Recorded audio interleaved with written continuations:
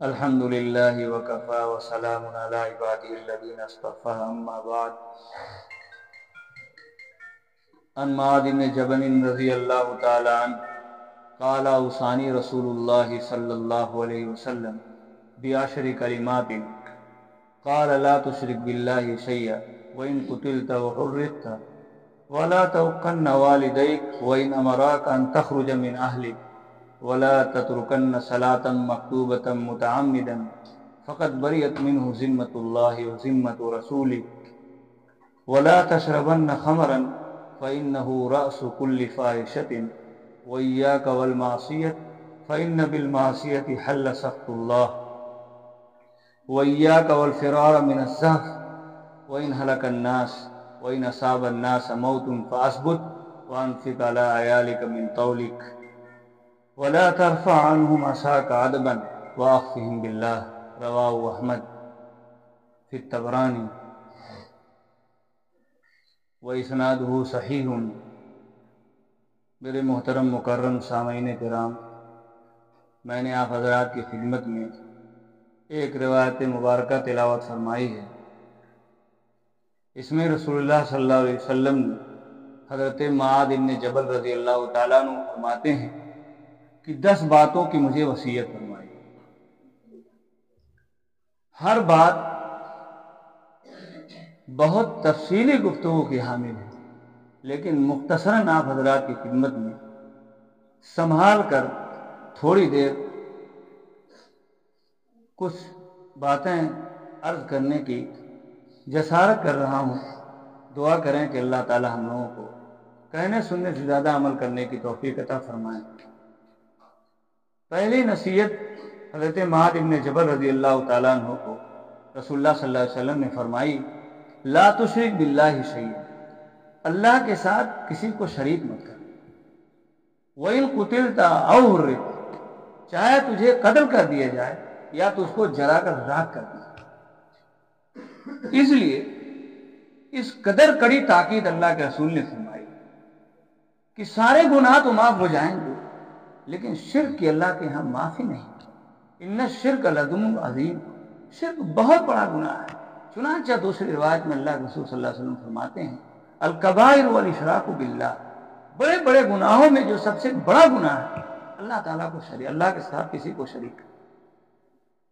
اور شرک کا مطلب میں اس سے پہلے بھی بتا چکا ہوں، اللہ تعالیٰ کے ساتھ کسی کو نفع نقصان میں شریک جاننا کہ کوئی اور نفع نقصان کروانا. یاد رکھیے، کل شیء لو اجتمعت علی ان ينفعوک لن ينفعوک، دنیا کی تمام چیزیں اگر اکٹھی ہو جائیں اس بات پر کہ تم کو کچھ نفع پہنچائیں، ہرگز نفع نہیں پہنچا سکتی ہیں مگر جو اللہ نے تمہارے لیے لکھی. اسی طریقے سے پوری دنیا اور دنیا کی چیزیں تمہارے خلاف نقصان کرنے پر آمادہ ہوں، تم کو نقصان نہیں پہنچا سکتی ہیں. بہرحال پہلی جو نصیحت فرمائی، وصیت فرمائی اللہ کے رسول صلی اللہ علیہ وسلم نے، لا تشرک باللہ، اللہ کے ساتھ کسی کو شریک مت کرنا. اس کے بارے میں کوئی سمجھوتا مت کرنا کہ اللہ کے ساتھ کسی کو شریک. دوسری بات جو آپ صلی اللہ علیہ وسلم نے حضرت معاذ کو وصیت فرمائی، وَلَا تَوْقَنَّ وَالِدَيْكَ، اپنے والدین کی ہرگز نافرمانی مت کرنا.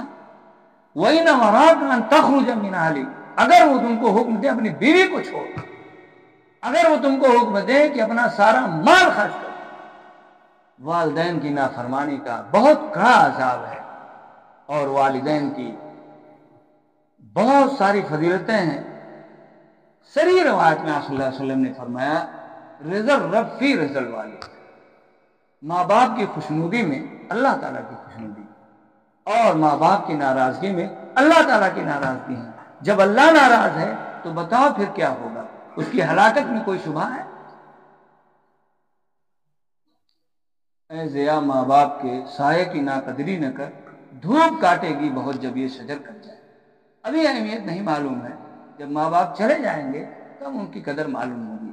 جیسا اپنے ماں باپ کے ساتھ سلوک کرو گے ویسا تمہاری اولاد تمہارے ساتھ سلوک کرے گی. بہرحال میں نے بتایا تھا ابتدا میں، ایک ایک وصیت جو آپ صلی اللہ علیہ وسلم کی ہے بہت وقت اس پر درکار. تیسری بات جو آپ صلی اللہ علیہ وسلم نے ارشاد فرمایا، وَلَا تَتْرُكَنَّ صَلَاةً مَكْتُوبَةً مُتَعَمِّدًا، اور دیکھو فرض نماز کو جان بوجھ کر مت چھوڑنا. فقط بریت منہ ذمت اللہ و ذمت رسولی، اللہ کا اور اس کے رسول کا ذمہ اس سے بری ہو جائے. اب آپ ذرا سوچیے، اللہ کے رسول صلی اللہ علیہ وسلم نے ارشاد فرمایا جو فرض نماز جان بوجھ کر چھوڑ دے گا اللہ اس سے بری و ذمہ، چاہے وہ جس کنویں میں گر جائے، جتنے اس کی ہلاکت ہو سکے ہو، اللہ تعالیٰ کوئی گارنٹی نہیں، اس کی حفاظت نہیں اس کے لیے، اس شخص کے لیے. آج لوگ ٹھاٹ سے کتنی نمازیں چھوڑ رہے ہیں، جبکہ اللہ کے رسول صلی اللہ علیہ وسلم نے فرمایا من ترک الصلاۃ متعمدا فقط، جس نے ایک نماز بھی جان بوجھ کے چھوڑ دیا تحقیق کہ اس نے کفر کیا. اور حدیث پاک میں آتا ہے اللہ کے رسول صلی اللہ علیہ وسلم فرماتے ہیں جس نے ایک نماز جان بوجھ کے چھوڑ دیا تحقیق کی اس کا مال، اس کی اولاد اور اس کا گھر بار سب کچھ چھین لیا گیا. ایک آدمی جیسے کسی کا گھر بار چھین لیا گیا، آل اولاد چھین لی گئی ہو، مر گئی ہو، یا اور اس کو اور بڑا نقصان، سب کچھ اس کا ہلاک و برباد ہو گیا ہو اور وہ تنہا کھڑا ہو، جتنا صدمہ اور جتنا رنج اس کو ہوگا اتنا ہی بڑا نقصان نماز چھوڑنے پر ہوگا. اب آپ ذرا بتائیے، ایک معتمد آدمی، ایک موثق آدمی آپ سے کہہ دے، کسی مالدار سے کہہ دے کہ دیکھو فلاں راستے پر ڈاکو کھڑے، اس راستے سے تم مت جانا. کون ایسا دلیر ہے جو اس راستے سے گزر جائے گا؟ لیکن اللہ کے سچے رسول صلی اللہ علیہ وسلم بار بار نہ جانے کتنی روایات اس سلسلے میں نماز کے فضائل پر ہیں. جبکہ نماز نور ہوگی، نماز اعمال کے پیش کے وقت حجت ہوگی، نماز نجات کا ذریعہ ہوگی. کفر اور ایمان کے درمیان فرق نماز ہے، اس کے باوجود بھی سفر کا بہانہ کر کے، طرح طرح کا بہانہ کر کے نماز چھوڑتے رہتے ہیں. بتائیے بھائی آج مارے نہیں جائیں گے کیا ہو؟ اس لیے آپ صلی اللہ علیہ وسلم نے بہت تاکید فرمائی، دیکھو کبھی بھی جان بوجھ کر نماز مت چھوڑنا.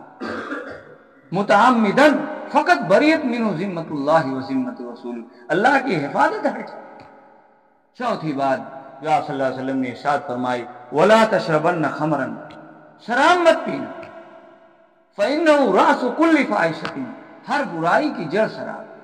آدمی خمر کہتے ہیں ڈھانک لینے کو، کیونکہ جب آدمی شراب پیتا ہے تو شراب پینے کی وجہ سے اس کی عقل پر پردہ پڑ جاتا ہے، تو اس کے اپنے ماں باپ کو نہیں پہچانتا ہے، اپنی بہنوں کو نہیں پہچانتا ہے، اچھے برے کو نہیں پہچانتا ہے، نفع کی نقصان کی چیزوں کو نہیں دیکھتا ہے، جو چاہتا ہے کر ڈالتا ہے. اس لیے دوسری روایت میں ہے الخمر جماع الاسم، شراب پینا گناہوں کو جمع کرتا ہے. تو اس سے بہت بڑا نقصان ہوتا ہے، ہر گناہ کی جڑ ہے، ایمان پھر کو خراب اور فاسد ہو جاتا ہے. اور پانچویں بات رسول اللہ صلی اللہ علیہ وسلم نے ارشاد فرمائی وَإِيَّاكَ وَالْمَعْصِيَةَ، معصیت سے دور رہنا، گناہ مت کرنا. فَإِنَّ بِالْمَعْصِيَةِ حَلَّ سَخْطُ اللَّهِ، اس لیے کہ گناہ کی وجہ سے اللہ تعالیٰ کا قہر نازل ہوتا ہے.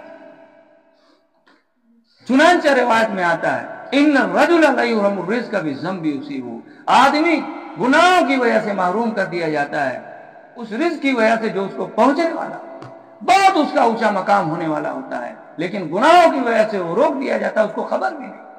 اس لیے ہم کہتے ہیں بھائی ہم لوگ سب لوگ گناہوں سے دور رہیں، اللہ کے قہر سے دور ہوں گے اور اللہ کی رحمت متوجہ نہیں ہوگی.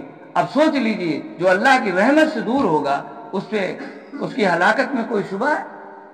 اور چھٹی بات جو آپ صلی اللہ علیہ وسلم نے ارشاد فرمائی وَإِيَّاكَ وَالْفِرَارَ مِنَ الزَّحْفِ، اور لڑائی سے مت بھاگنا. جب دشمنوں سے مقابلہ چل رہا ہو اس وقت تم لڑائی سے وہاں مت بھاگنا. وَإِنْ هَلَكَ النَّاسِ، اگرچہ سارے ساتھی مر جائیں. اس لیے حدیث پاک میں آتا ہے اللہ کے راستے میں لڑنے والے کا جو رتبہ اور مرتبہ ہے کوئی چیز اس کا بدل نہیں ہو سکتی. یغفر للشہید کل ذنب الا الدین، شہید کا ہر گناہ معاف کر دیا جاتا ہے سوائے قرض. اب آپ سوچ لیجئے کتنے ہی گناہ آپ کر کے آئے ہوں، بڑے سے بڑا گناہ کر کے آئے ہوں، لیکن اللہ کے راستے میں آپ نے آخری نذرانہ جو تھا پیش کر دیا. آخری نذرانہ جان کے بعد کچھ نہیں. تو اللہ تعالیٰ نے سب کچھ دھو دیا، مٹا دیا، لیکن قرض اس کے بعد بھی معاف. کسی خاکی پر مت خاک کر اپنی زندگانی کو جوانی کر فدا اس پر دیا جس نے. 7वीं बात अल्लाह के रसूल सल्लल्लाहु अलैहि वसल्लम ने इरशाद फरमाया, वानफिक अला अहलिका मिन कौलिक, और अपने अहल व अयाल पर खर्च कर। बीवी हैं, बच्चे हैं जो आपके मातहत हैं, उन पर अल्लाह ने जो आपको दिया है, जितनी वसात है, जितनी हैसियत है, उस हैसियत के मुताबिक आप उन पर खर्च कीजिए। बुग़्ल से काम मत लीजिए, इसलिए कि जिसकी जहां भी हुक्मरानी हो, चाहे वो बादशाह हो, चाहे उसके नीचे का जो हो, चंद लोगों पर जिसकी हुकूमत चल रही, अगर वो इंसाफ से काम लेगा, हदीस पाक में आता है सबसे पहले वो आदिल इमाम अर्श के, वो आदिल जो है अर्श के साए में होगा, इंसाफ करने वाला, चाहे जैसी भी हुक्मरानी हो, छोटी हो या बड़ी। और 8वीं बात जो अल्लाह के रसूल सल्लल्लाहु अलैहि वसल्लम ने इरशाद फरमाया, वला तरफा अन्हु मसाक, वला तरफा अन्हु मसाक अदबन, और उनसे अपनी लाठी को मत हटाना अदब सिखलाने के लिए। आज होता क्या है, जैसे बहुत सी रिवायतों में, जैसे रिवायत में आता है कि डंडा रखना सुन्नत। चुनांचे हज़रत अब्दुल्लाह बिन मसूद रज़ियल्लाहु ताला अन्हु की रिवायत है कि अपने बच्चों की निगरानी किया करो, नमाज की निगरानी किया करो और उनको अच्छी बातें सिखलाया करो। आजकल लोग जो है इब्तिदा में मोहब्बत में बच्चों को खराब कर देते हैं, और जब उनकी गलत आदत बढ़ जाती है और उनके अंदर वो रासिख हो जाती है, तो उसके बाद रोते फिरते हैं।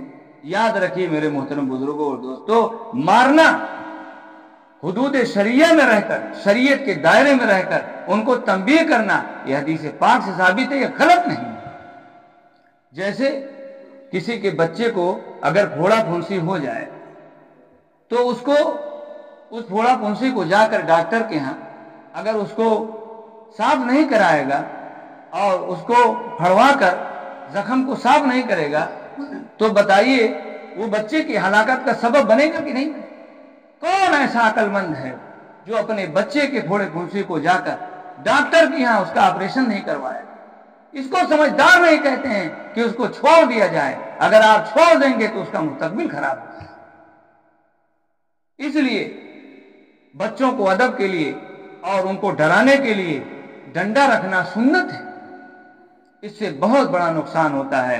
हदीस पाक में आता है कि बच्चे को तंबीह करना 1 सा सदका करने के बराबर है, और 1 सा 3.5 किलो गंदुम होता है। चुनांचा आप सल्लल्लाहु अलैहि वसल्लम फरमाया, कोई बाप अपने बच्चे को उससे बेहतर अतिया नहीं दे सकता जो कि तालीम दे रहा हो। चुनांचा लुकमान हकीम ने लिखा है कि बाप की मार बच्चे के लिए ऐसी है जैसे खेती के लिए पानी। बहरहाल, और आपने आखिर में इरशाद फरमाया, वाक़िम बिल्लाह, डराते रहना, अल्लाह ताला के बारे में बताते रहना, डराते रहना उनसे अल्लाह ताला के बारे में, ताकि वो गफलत में ना हो जाए। अल्लाह ताला हम लोगों को अमल करने तौफीक अता फरमाए। व आखिर दावाना अनिल हम्दुलिल्लाहि रब्बिल आलमीन।